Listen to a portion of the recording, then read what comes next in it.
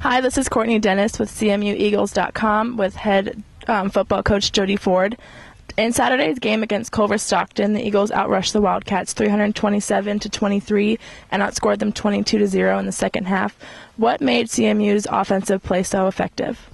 Just the kids and how they played and executed, especially in the second half. I mean, it took us a minute to kind of, get going. And I don't know why the first half was so sluggish for us, but, we came together at halftime and came out in the second half, and we had made our adjustments, and the kids really executed and played well. Field position was a big part of it, and then once we got field position, the offense was able to take over and do some really good things. So I was really pleased with our kids and how well they came out and executed what the coaches had planned for them.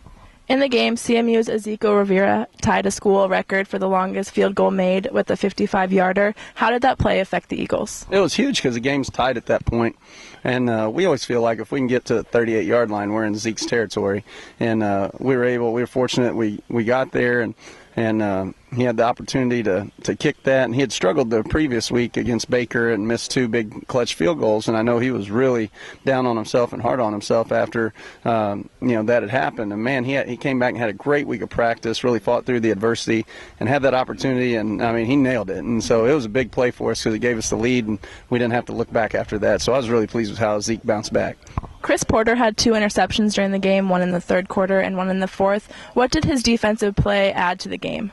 It was big. I mean, we've been struggling with some different drag routes and things, and so we called a couple zones to take care of that, and they went to the drag which they had seen on tape and seen us struggle with, and Chris played it perfectly, and he knew that we really needed that to happen against the type of routes that we were seeing, and Chris jumped in front of it and picked it off. My only disappointment is that he fell down. I was hoping he would keep going and return it for a touchdown, but he did a great job taking care of that. And then the other pick that he had just it bounced around on the kid's hands, and he broke on it and did a great job taking away from him and getting a good return after that. So Chris's play was huge in terms of setting up field position for us, because both those interceptions he had, our offense didn't have to go very far to score after that.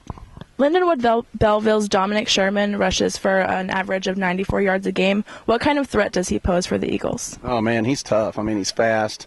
He can really get loose. Offensive line does a nice job opening up things for him, and receivers do a good job blocking for him down the field. And he's a very difficult matchup just because of his speed and how fast he is. And we've been fortunate that we played some good guys so far with the Gates kid from Mid-America, and also playing against the running backs from Baker. And we've had some very tough challenges so far. So this is just another one we have to come out and play well and keep our leverage and hopefully keep him contained. Otherwise, he's going to break loose and get loose on us. So we got to do a real good job of staying after him.